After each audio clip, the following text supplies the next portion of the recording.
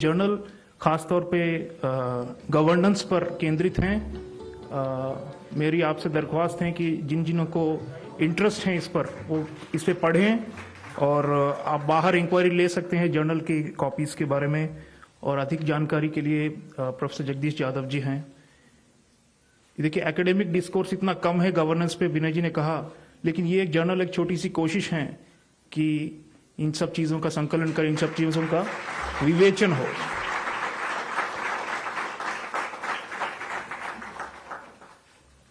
Thank you, sir. Thank you all.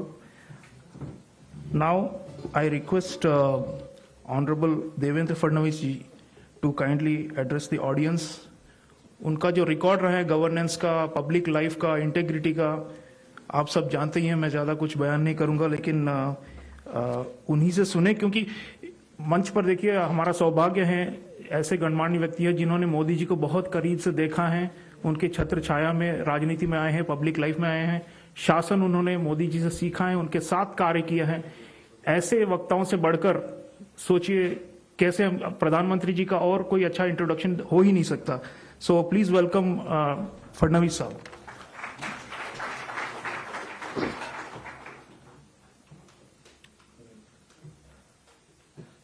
National Conference on Delivering Democracy इस conference के उद्घाटन हेतु हमारे बीच उपस्थित जिनकी प्रतिमा आधुनिक भारत में एक लौह पुरुष के रूप में देखी जाती है, ऐसे भारत के गृह मंत्री आदरणीय अमित शाह जी, श्री विनय सहस्त्रबुद्धे जी, श्री वी सतीश जी, श्री रवि साठे जी, श्री जगदीश जाधव जी, मंचासीन सभी महानुभाव, यहाँ पर उपस्थित सभी गणमान्य नागरिकगण और उपस्थित बहनों और भाइयों, रामबाबू म्हाळगी प्रबोधिनी की ओर से आदरणीय गृह मंत्री जी का और आप सभी का मैं बहुत बहुत स्वागत करता हूं। हमें बहुत हर्ष है कि भारत के यशस्वी प्रधानमंत्री और विश्व नेता आदरणीय नरेंद्र मोदी जी के एक प्रमुख के रूप में कार्यकाल को 20 वर्ष पूर्ण हो रहे हैं। इसके उपलक्ष्य में इस कॉन्फ्रेंस को आयोजित किया गया है और उनके गवर्नेंस के भिन्न भिन्न पहलू जो है उसके परिप्रेक्ष्य में यहां पर चर्चा भी होने वाली है और ये सारे पहलू हमारे सामने भी आने वाले हैं। हम लोग कई बार ये कहते हैं कि और आज के आधुनिक युग में कुछ व्यक्तियों का वर्णन ये मैनेजमेंट गुरु के तौर से होता है। कहते हैं कि ही इज अ मैनेजमेंट गुरु। हमारे देश में कई मैनेजमेंट गुरु है, उनमें से कई अग्रज भी है, किंतु भारत की राजनीति में पहली बार एक गवर्नेंस गुरु तैयार हुए हैं और उन गवर्नेंस गुरु का नाम है आदरणीय प्रधानमंत्री नरेंद्र मोदी जी। एक गवर्नेंस की नई परिभाषा हमारे सामने लाने का काम आदरणीय मोदी जी ने किया और विशेष रूप से जो चीजें केवल चर्चा में होती थी, हम ऊंचे मूल्यों की बात तो हमेशा करते रहे हैं, लेकिन उसको प्रैक्टिस में लाना, यथार्थ में लाना, यह अपने आप में बहुत कठिन कार्य था। लेकिन उस कार्य को भारत की कार्य संस्कृति में लाने का काम ये मोदी जी ने किया और गुजरात के मुख्यमंत्री के तौर पर जो शुरुआत उन्होंने की, वहां से लेकर तो पिछले 7 सालों से भारत के प्रधानमंत्री के तौर पर आया हुआ हर वर्ष हमारे लोकतंत्र को एक नई ऊंचाई देने वाला, हमारे गवर्नेंस को एक नया आयाम देने वाला और देश की तरक्की में आम आदमी की सहभागिता को बढ़ाने वाला, इस प्रकार का ये उनका कार्यकाल हमने देखा है। पंडित दीनदयाल जी उपाध्याय जिनके विचारों पर हम चलते हैं, वो ये कहते थे कि लोकतंत्र लोगों के कर्तव्य की पूर्ति के लिए उपकरण है। साधन की प्रभावशीलता लोगों के जीवन में राष्ट्र की भावना, जिम्मेदारी की चेतना और अनुशासन पर निर्भर करती है। यदि ये संस्कार नागरिकों में अनुपस्थित है तो लोकतंत्र व्यक्ति, वर्ग और दल के हित के साधन के रूप में पतित हो जाता है।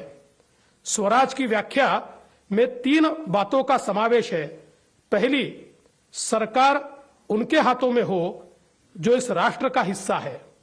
दूसरा, सरकार राष्ट्र के हित में काम करती हो। और तीसरा, सरकार की स्वयं की क्षमता हो कि वे राष्ट्र हित में निर्णय कर सके। इसका मतलब ये कि आत्मनिर्भरता के बिना स्वराज्य की कल्पना व्यर्थ है।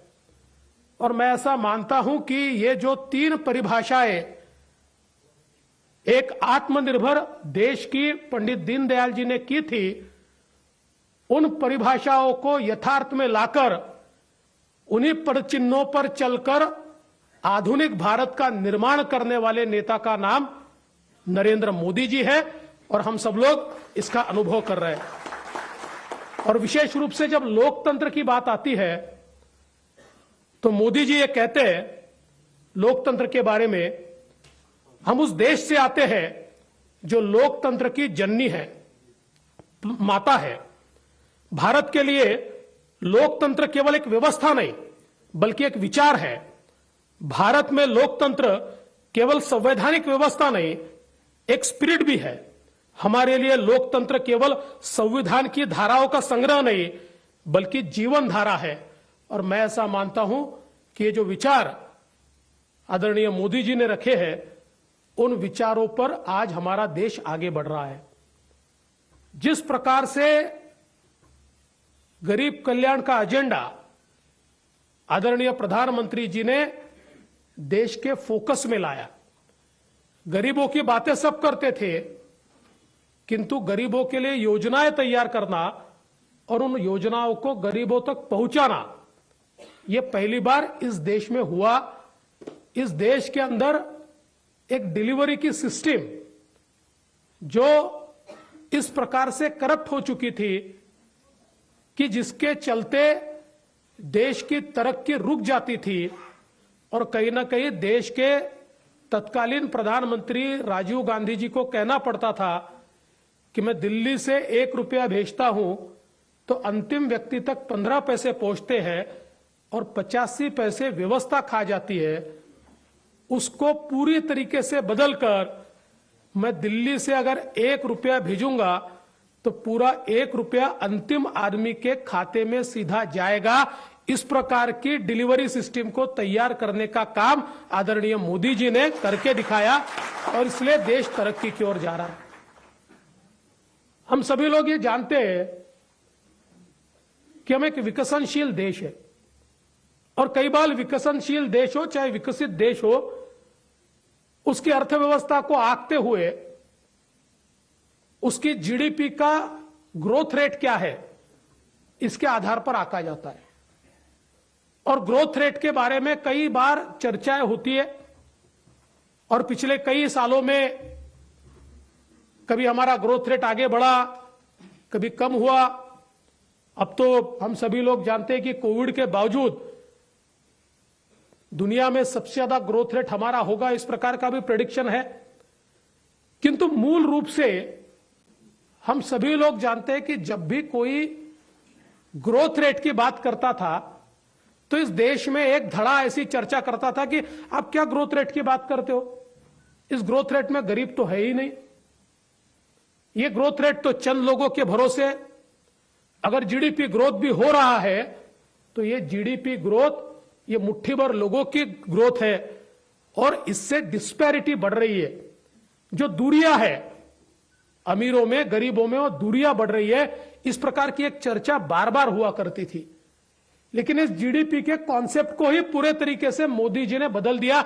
जिस मोदीनॉमिक्स की बात की जाती है, उस मोदीनॉमिक्स में मोदी जी ने सबसे बड़ा परिवर्तन यह किया कि विकसनशील देश में जब हमारे विकास की अवधारणा हम करते हैं तो उसमें एक बड़ा निवेश ये स्टेट करता है, राज्य करता है, देश करता है, देश की सरकार करती है, जो जीडीपी के ग्रोथ में एक बहुत बड़ा एक एक्सीलरेटर का काम करती है। इस जीडीपी ग्रोथ में सरकार के निवेश की पद्धति को बदलकर गरीबों के लिए निवेश करने का काम मोदी जी ने शुरू किया।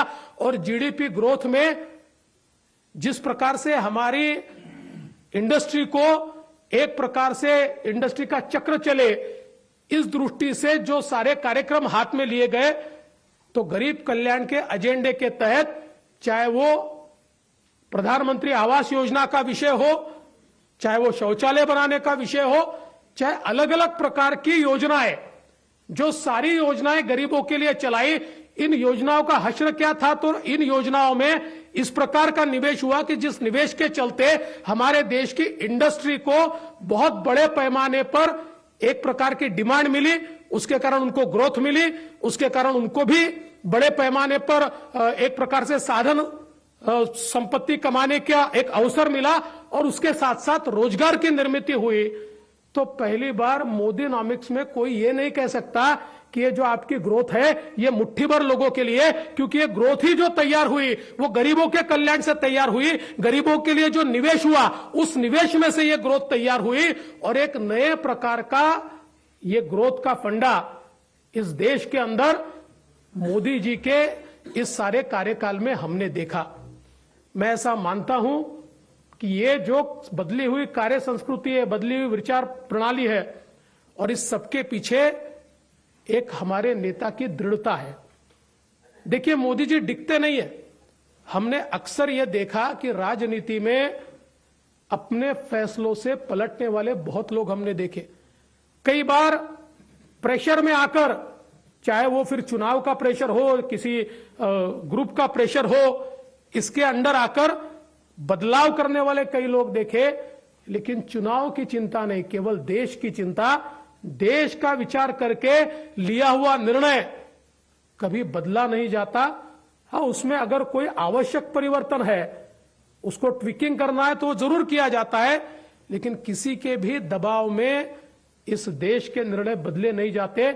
ये जो कार्य संस्कृति आज इस देश में आई, इस दृढ़ता के कारण, इस अडिगता के कारण आज देश विकास की ओर जा रहा है।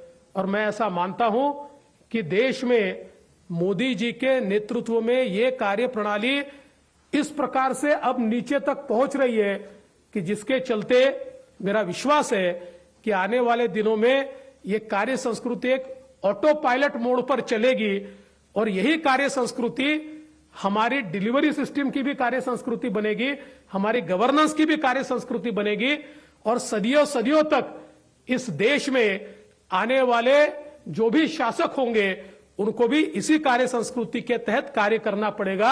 मैं ऐसा मानता हूं कि हम किसी व्यक्ति को युग पुरुष कब कहते हैं? जब उस युग के मूल्यों को बदलने का काम वो करते हैं, और 21वीं शताब्दी के मूल्यों को बदलने का काम और यहां पर नए मूल्यों को स्थापित करने का काम और पवित्र मूल्यों को स्थापित करने का काम आदरणीय मोदी जी ने किया है, और यही 20 वर्षों की उनकी उपलब्धि है।